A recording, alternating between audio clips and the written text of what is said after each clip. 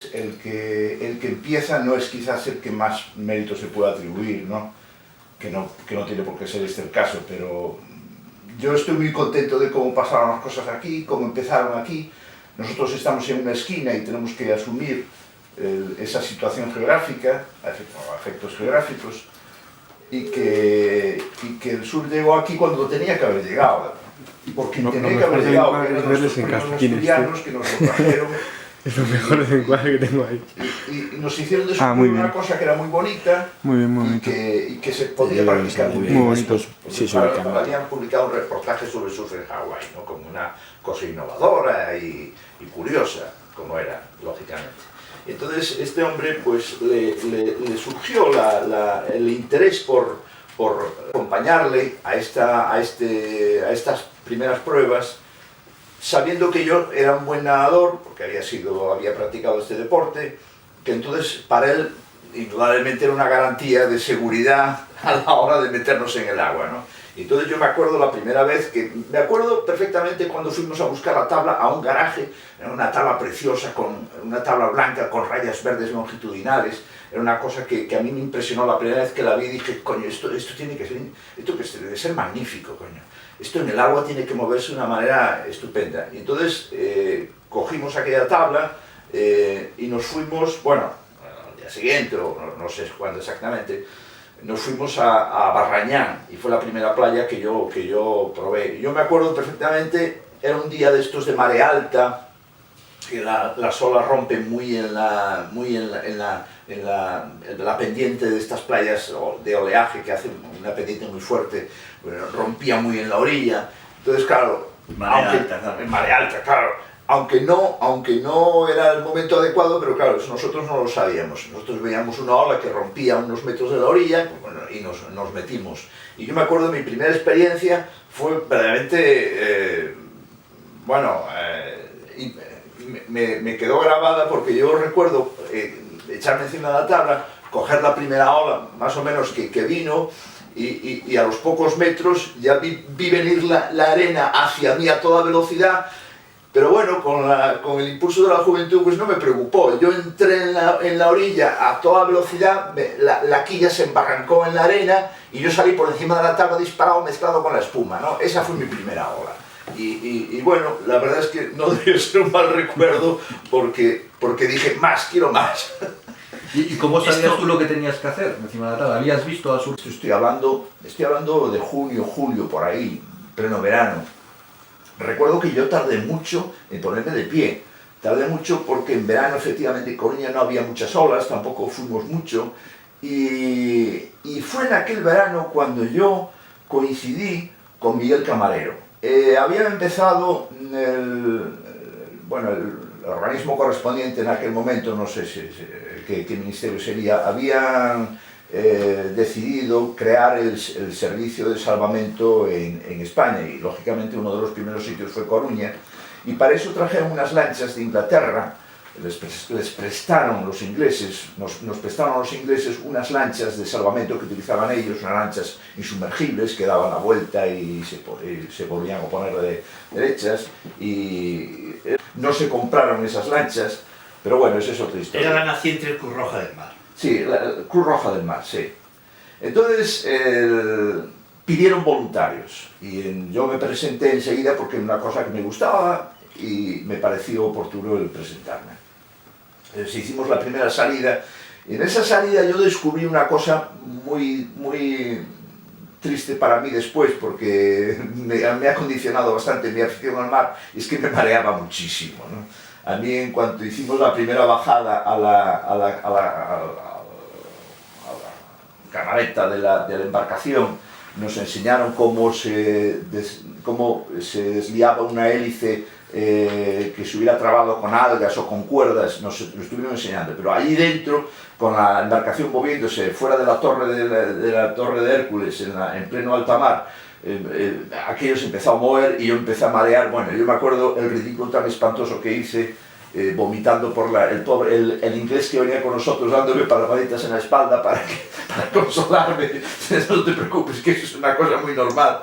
Bueno, El caso, en aquel momento, otro de los que venían en aquella navegación era Miguel Camarero. Y entonces Miguel Camarero y yo empezamos a hablar. Y casualmente, pues no sé por qué, empezamos a hablar de surf.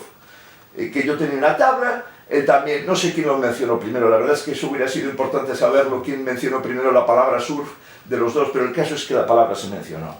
Y entonces Miguel Camarero me dijo que él tenía una tabla, que le había traído un chico de Asturias que se llamaba Félix Cueto, que estudiaba con el Náutica, y me dijo que ellos estaban empezando, que por qué no me animaba a venir. Entonces yo efectivamente enseguida me animé, y ahí empezó ya mi afición real al surf, porque yo había descubierto un deporte que aparte de ser bonito, no era una cosa de un par de locos como éramos aquel compañero mío de la oficina y yo, yendo a la playa a jugarnos la vida aterrizando en la arena de mala manera. ¿Aún te acuerdas cómo se llamaba el compañero del Banco Pastor? Junquera. Junquera. Mira, tienes mejor memoria que yo. No, yo no tengo memoria. Lo que sucede es que, teniendo idea de que estas cosas acabarían pasando, ¿no? En la primera revista del año 90 escribimos todo lo que Carlos está diciendo, la historia del surf en Galicia, un artículo que se llamaba y así empezó todo, ¿no? Y entonces yo le pedí de forma manuscrita a Carlos Bremón y a Víctor Montenegro que me escribiesen cómo ellos habían visto estos comienzos, ¿no? Y aquí mencionas a Junquera, aquí mencionas el encuentro en la naciente Cruz Roja del Mar con Miguel Camarero. Quizás sería bueno que hicieseis unas copias de este artículo, porque esto es una fuente importante, que son las que está utilizando ahora Jesús para el libro de la historia del surf en Galicia, ¿no? Y esto ya no fue ningún invento mío, sino que es historia manuscrita de ellos, que además yo guardo, pues si acaso alguien dice, bueno, ¿y tú por qué dices que fue Víctor Montenegro en el 69? Mira, pues lo dice él, aquí está escrito a mano, y lo tuyo igual, ¿no? Entonces, por eso lo de Junquera no es que yo me haya acordado, es que lo he visto escrito aquí ahora en el artículo. Y en Vigo como... Era en el 69, porque lo que Carlos está contando, nosotros lo situamos en aquel momento a la vista de los manuscritos en el verano del 70. Sí. Entonces, y Víctor lo sitúa, lo de Vigo, el verano del 69. Vigo, verano del 69. Víctor Montenegro, perezosamente a la deriva, en una colchoneta neumática en la playa de Patos, observa una silueta humanoide, probablemente un identificado extranjero, que avanza erguido hacia la orilla desapareciendo por momentos, tragado por el océano. Inmediatamente piensa que en esta playa se puede hacer algo más que jugar con las olas. Convence a su hermano Nacho y a Nicolás Pita para preparar una tabla de simple foam. Recuerda, Víctor, el día que la probamos en la playa de Samil no resistió la tercera ola. Pero esto no podía quedar así. El veneno estaba inoculado. Ese mismo verano, tienda de campaña, conservas y a Biarritz, a por un artilugio de los de verdad, que resultó ser una Barlam de 1,78. Maquillada de parafina, se bautizó en la playa de Patos. Esto es año 69. Y nosotros, Nicolás Pita, uno de los que estaba aquí, era compañero mío de clase. Estuvimos 10 años juntos en el bachillerato, ¿no? Y nos hablábamos, pero nunca, realmente hasta el verano del 75, no nos... de hecho, él me vendió la primera tabla, que me la regaló mi mujer. Nos ha arrepentido poco del tema, ¿no? En las navidades del 75, creo que fue, cuando ella me la regaló. Y en el año 75 ya nos empezaron a prestar las dos tablas que tenían ellos para que nosotros hiciésemos. Pero nos gustaba, pero ya, lo que te decía antes, lo tratábamos en verano con un cierto desdén, porque ahora lo que hay que hacer es pesca submarina. Ya llegará el otoño y el invierno, que es cuando hay olas en Patos para hacer surf, ¿no? Entonces, en efecto, ellos son los pioneros y se mueven muy poquitín, entre el año 70 y el 75, y nosotros, como éramos tantos hermanos y vivíamos al lado de la playa, pues en el momento en que empiezan a caer las tablas de allí, ¿no? Pues la cosa explosiona. ¿Por qué explosiona? Bueno, la circunstancia del número de hermanos es muy importante. Luego, mi hermano José en aquel momento trabajaba en Pescanova, era jefe de nuevos productos, pero viajaba mucho, ¿no? Y iba bastante a Sudáfrica, donde Pescanova siempre ha tenido unas bases pues, importantes. Entonces nosotros, el rand estaba en aquel momento muy barato. Y entonces empezamos a traer tablas de Sudáfrica. De hecho, las primeras Trifin, cuando Simon Anderson pone en marcha las Trifin, las traemos todas de allí.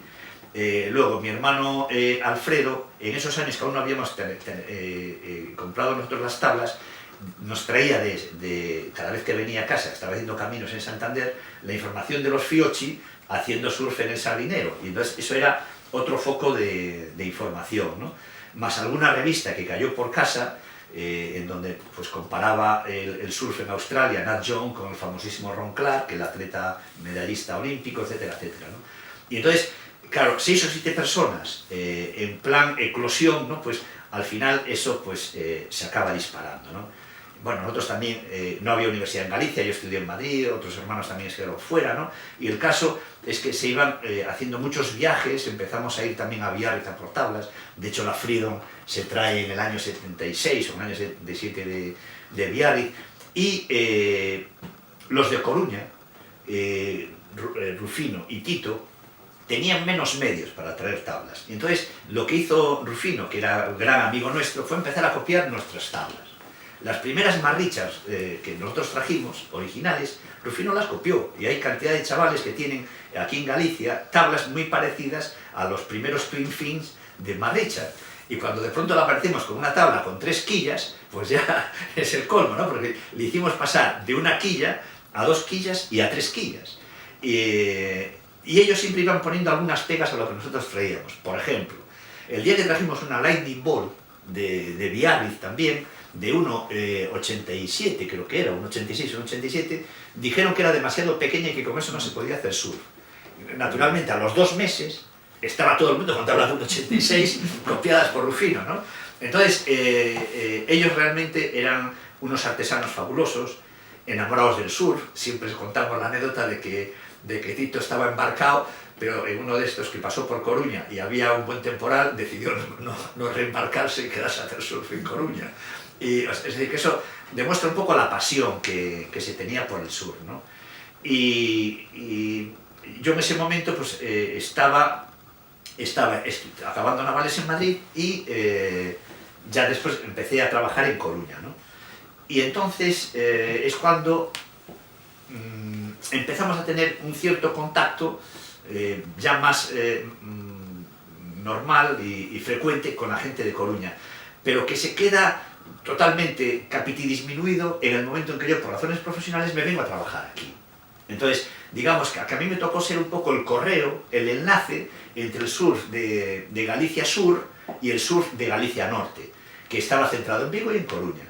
Y aquí en Ferrol, cuando nosotros llegamos, cuando Carlos y yo llegamos, había simplemente este chico, el que hacía náutica, Juan Abeledo, con la historia del padre, que luego os la podrá contar Carlos con mucho detalle, y había pues otro pequeño núcleo que son los hermanos Antón, que también por otras formas, que yo no recuerdo muy bien, Jesús os puede dar datos de ese tema, también habían empezado aquí a practicar lo de surf, pero eran, digamos, grupos, eran 4 personas y sin ninguna conexión, ¿no?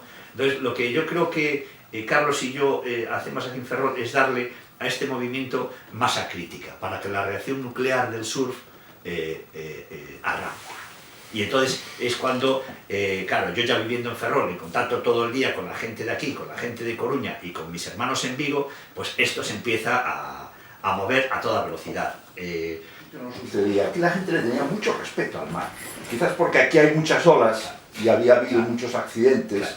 Entonces aquí la gente le tenía mucho respeto al mar. Y la gente de Ferrol se iba a cabañas, a Sesellares. Se iba a estas playas tranquilas donde no había olas. Y Doniños no venía casi nadie.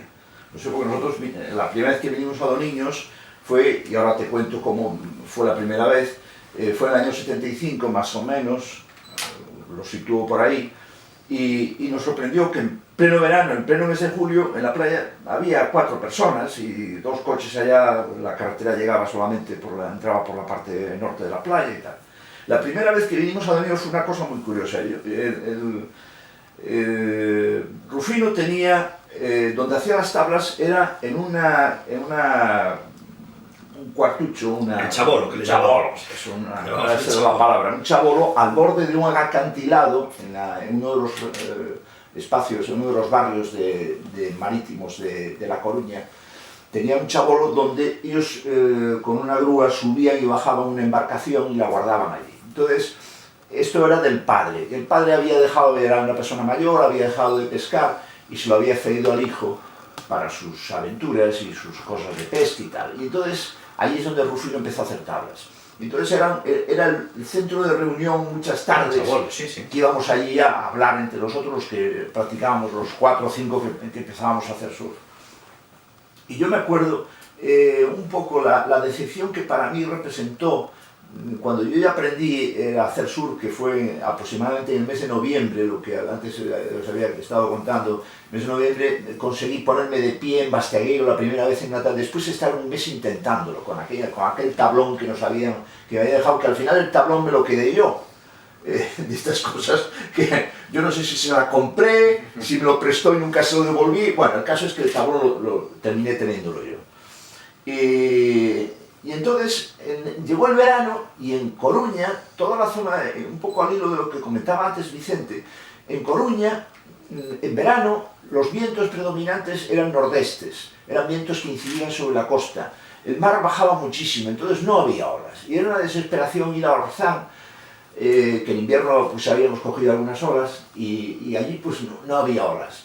Entonces me acuerdo un día, en este chabolo, mirando el mar, mirando el viento como nos daba de cara al Chabolo completamente. Está al sur del Orzán. Está al sur del Orzán, sí. Entonces desde allí se ve un poco la costa del Ferrol, a muchas millas, lleva unas 15 millas por lo menos, se veía un trocito de la playa de Doniños, se veía una playa, yo no sabía si era Doniños o qué era, sabía que más o menos aquí era Ferrol, pero se veía aparecer un trocito de playa. Entonces yo dije, coño, el viento precisamente viene de allí, o sea que a esa playa le da de espaldas. Primera cuestión. Segunda cuestión, es una playa que aparentemente es abierta, algo de mar tiene que entrar. Y además no tenemos nada que hacer esta tarde. Oye Rufino, ¿por qué no nos vamos hasta allí y miramos a ver qué pasa en esa playa? Y entonces un día nos cogimos la expedición, no sé si aquel día o al día siguiente, y nos fuimos para allá. Y efectivamente llegamos y era un día pues, típico de Doniños, de verano, un metrito de ola, nordeste dando de tierra. Diferencia clave con Galicia Sur, porque cuando nosotros veníamos aquí en Doniños en verano, veíamos que aquí había ambiente californiano en las dunas, incluso algunos días de poderte meter. Era justamente a la inversa, nuestras mejores olas empezaban con las marejadas de invierno a partir del mes de octubre o noviembre, o sea, similar a Mundaka, digamos, por calendario, ¿no? Y entonces teníamos el surf asociado a la lluvia, al viento, obviamente a los vientos del sur, ¿no? Y bueno, nosotros también, es curioso, en Vigo, una anécdota que creo que es interesante, es que siempre nos metíamos en la playa. Y de pronto, a finales de un mes de septiembre, o mediados de un mes de septiembre, que lo situamos más bien en el año 77, de pronto una furgoneta aparca a lo bestia al fondo de la playa donde estaba la zona de rocas, donde vivían los pescadores, lo que hoy es el Pico de Patos. Y vemos que renuncian a la ola de arena y que se van derechos a meterse en las rocas. Yo me estaba examinando como todos los veranos, desgraciadamente en septiembre en Madrid, pero los que habían aprobado todo en junio, que vivieron la escena, fueron para allá. Y entonces de pronto vieron que estos tíos se metían a coger olas en roca. Y no teníamos nada claro ese asunto, ¿no?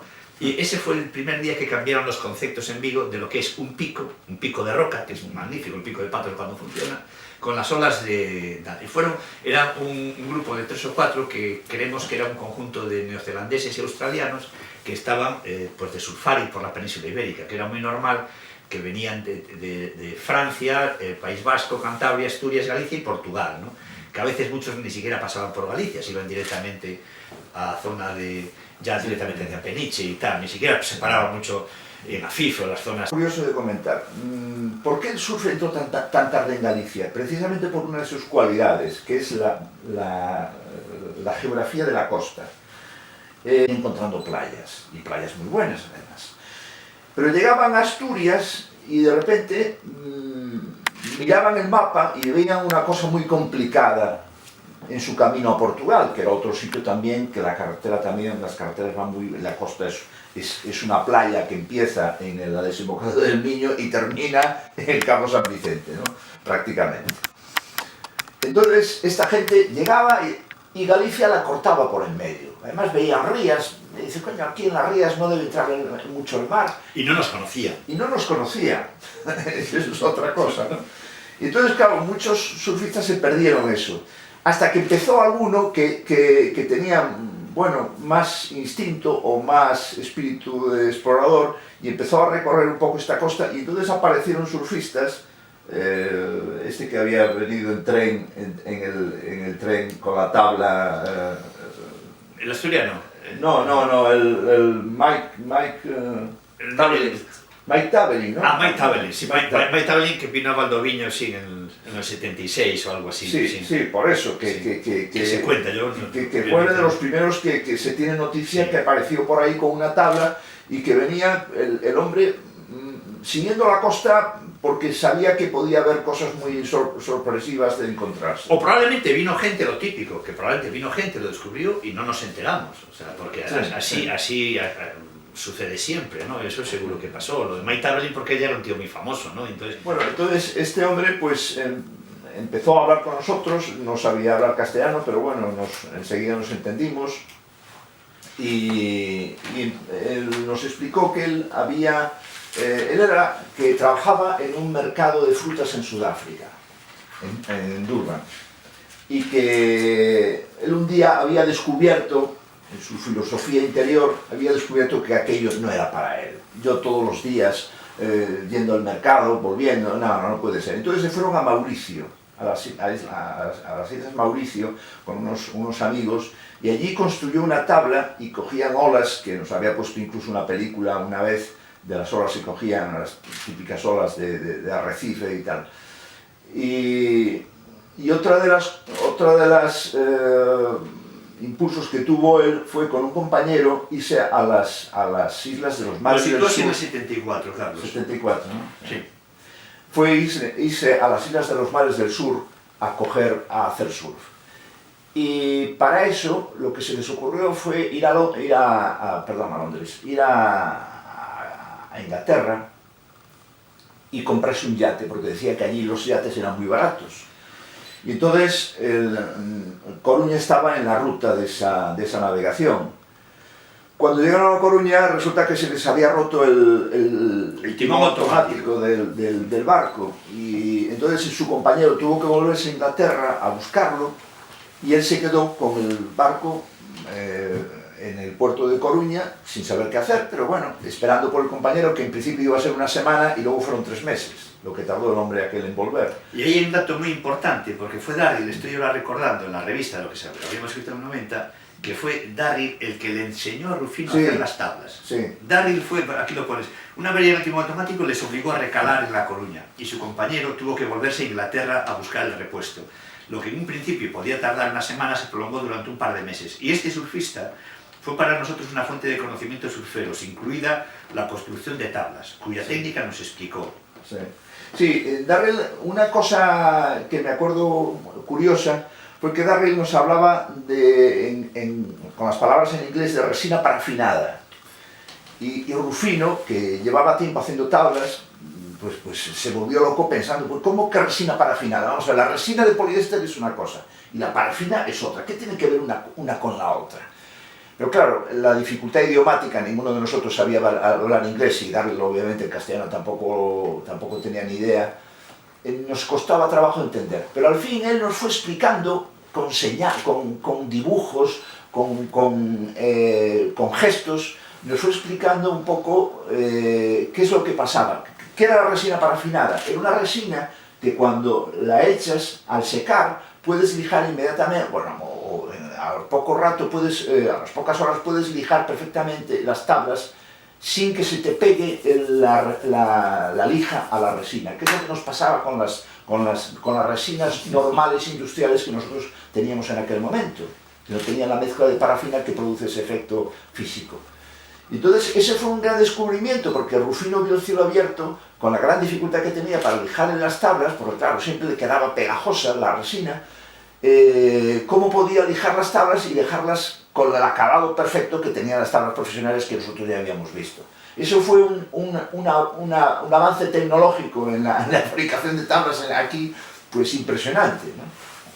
Aparte de otras muchas cosas que le dijo, pero bueno, esa quizás fue la más importante, y luego es la que yo más recuerdo como cosa fue muy importante porque claro, el momento que Rufo empieza a hacer tablas es mucho importante. Durante años fue el único fabricante de tablas que exactamente, sí. Rufino es un elemento clave, ¿no? De hecho, si Rufino llega a seguir con nosotros, pues todavía el surf hubiese tenido un desarrollo mucho más rápido, ¿no? Porque él lo que tenía era una visión de... Es el emprendedor nato, ¿no? Una visión empresarial muy clara. De hecho, él abandona el surf porque le parece que es algo que no da más de sí, desde el punto de vista económico, ¿no?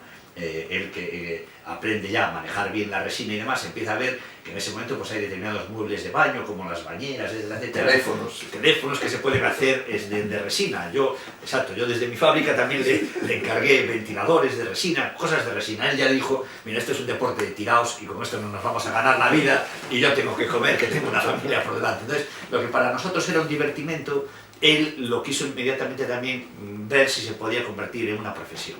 Y vio que no. Entonces fue cuando Rufino se pasó al tema de los baños, que había ido a Bélgica y se trajo, pues en fin, mucha información y algún molde para bañeras y tal, y también se dio cuenta que ahí no estaba el dinero, ¿no? Y pronto se dio cuenta, porque es muy inteligente y muy trabajador, al revés que Tito, su amigo del alma, pronto se dio cuenta que el dinero estaba en los barcos. Y hoy Rufino es millonario, se hizo con la marca esta Orca, haciendo él los cascos al principio y luego ya todo, y hoy pues tiene una nave magnífica, un polígono estupendo en Coruña, y le ha ido la vida, le ha ido de maravilla, ¿no? Ya está el hijo y tal, ¿no? Y el sur lo relegó completamente. Curiosamente, a mí me llamó mucho la atención cuando, con el motivo de aquel documental que nos hizo aquella productora de televisión gallega, encontrarme con Rufino, que yo a Rufino lo dejé de ver muchos años, y encontrarme con Rufino, y era el mismo Rufino de hacía 30 años. Era el mismo, era la misma persona. No había el éxito, la empresa, no lo cambió, no, para nada. Le seguía gustando el ir a coger olas, que decía, yo lamentablemente ahora no puedo ir tanto y tal, pero y su amigo del alma, Tito, pues es el surfer bohemio por excelencia. O sea, si hay un solo surfer en Galicia, pues es él, ¿no? O sea, es eso de lo que antes os contaba, hay buenas olas, ya no me embarco, ya me quedo aquí, ya volverá el barco cuando las condiciones sean peores y ya me volverá a embarcar, ¿no? Y viviendo siempre con unos medios económicos escasísimos, pero siempre ligado a su pasión del mar y la pesca submarina, ¿no? Porque él sigue haciendo pesca submarina. Un día como hoy lo mismo lo veías allí cogiendo 4 nécoras en Riazor, ¿no? Y si a la tarde había buenas olas, pues aún se iba... Bueno. Eso, dentro del desorden relativo con el que estamos contando esto, me viene a la memoria, ahora que hablas de Tito, un poco más a fondo, en la calle del Orzán, que es una calle que queda cerca de la playa, pero es una Coruña antigua, una calle antigua y tal, ahí montaron un cuchitril, pero que tuvo una repercusión cultural y surfística en Coruña muy importante, quizás porque detrás de ese negocio estaban unas personas que tenían unas inquietudes muy importantes en ese sentido. Y Tito era el que les limpiaba el local. ¿Cómo se dice todo? Pero con una gran libertad, porque si oye buenas olas lo va a limpiar tu padre, el bar. Es decir, que... Sí, él tenía confianza en ese sentido perfectamente. Sí, el otro día volvió mi hermano de California y me dijo que estuvo en una tienda donde ponía horario en función de las horas. Pues para Tito esto era su trabajo, ¿no? O sea... Y de hecho allí cerca montó, yo creo, fue el primer taller que tuvo Tito de tablas. Allí en un primer piso por allí, que hacían tablas. Ya años posteriores. Allí es donde recuerdo yo, y me salto otra vez a años atrás, allí recuerdo que Miguel Camarero también hizo tablas. Yo no sé si... Eso ya no, sí, en aquel, porque yo creo que todo viene un poco ligado. En aquel piso, yo creo que Miguel Camarero fue el primer sitio donde Miguel Camarero también hizo sus pinitos haciendo tablas. Pero Miguel Camarero era muy chapuzas. Y yo recuerdo la primera tabla que hizo Miguel Camarero, que no fue con resina de poliéster, había sido con otro tipo de resina.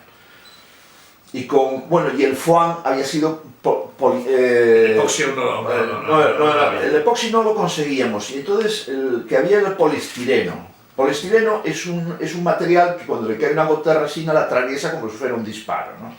Entonces él consiguió encontrar la resina epoxi que hoy en día se utiliza para las tablas estas modernas. Él fue la única que consiguió que no hacía reacción con ese material, con el poliestireno expandido.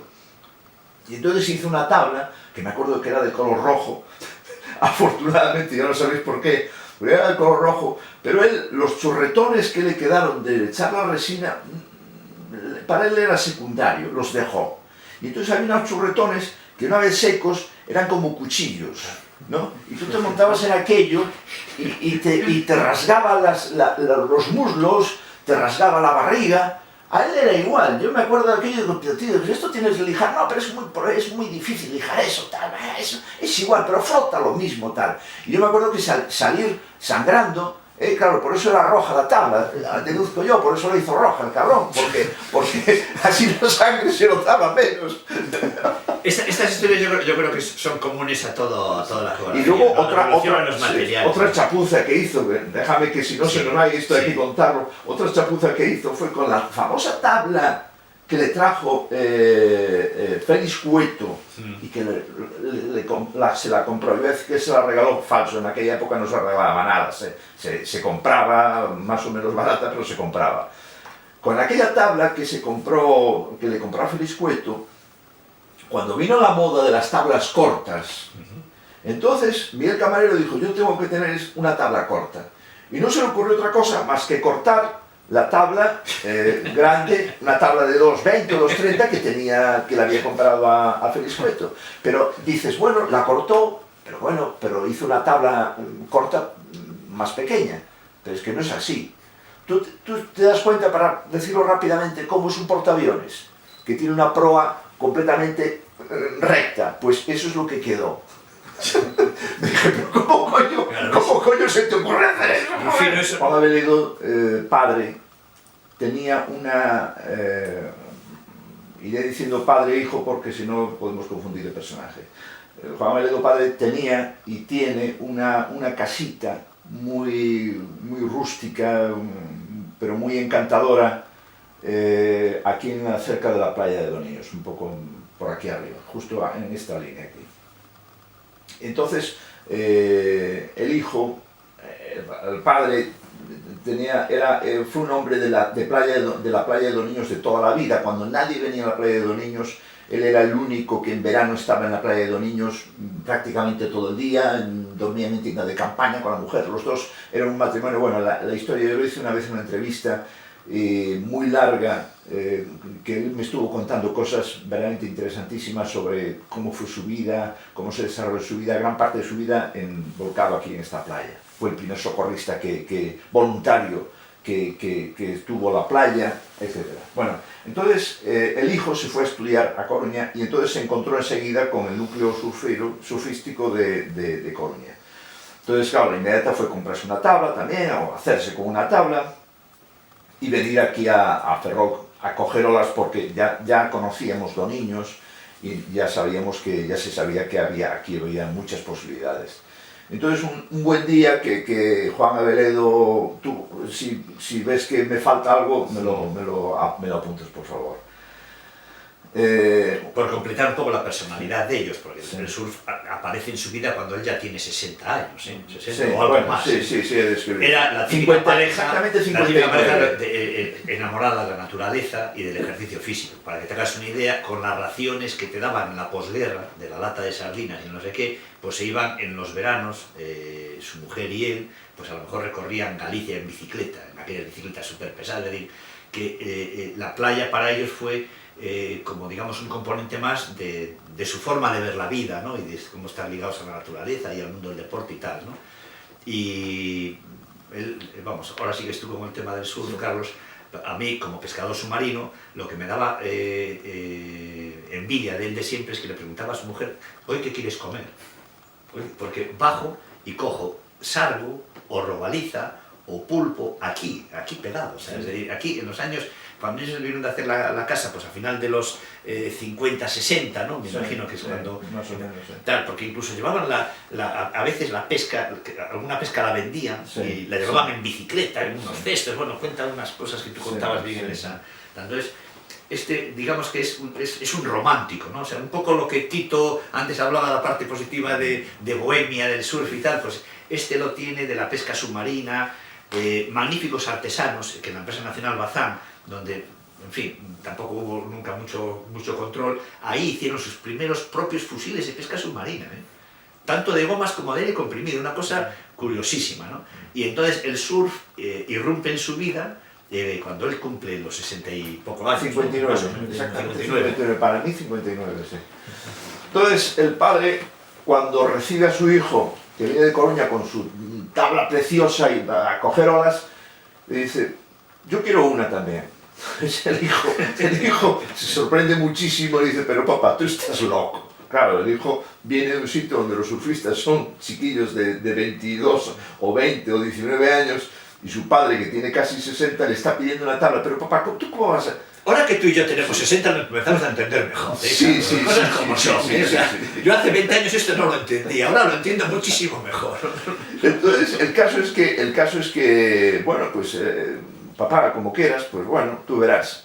Entonces va a Coruña y le encarga una tabla a Rufino, apropiada para el padre, que era una tabla que hoy en día, una tabla que incluso tenía tuvo nombre propio, la gaviota, que tenía una gaviota pintada en la proa. Y se la trajo, y el padre empezó a hacer surf, y el padre hizo surf durante bastantes años, hasta que ya por imposibilidad física, también por un accidente que había tenido, una dislocación de un hombro, dejó de hacer surf. Pero siempre estaba sonriendo en el agua. Sí. O sea, yo la imagen que tengo de Juan Abeledo es que estaba siempre sonriendo. Y para él ese artilugio pues, fue un complemento muy bueno como socorrista. Porque, como bien decías, él fue un primer socorrista amateur, porque quiso, ¿no? Y tal. Entonces, en vez de andar con instrumentos raros, el día que vio lo de las tablas, ya enseguida se tuvo la inteligencia natural de darse cuenta de que con eso se hacía mejor labor que con ninguna otra.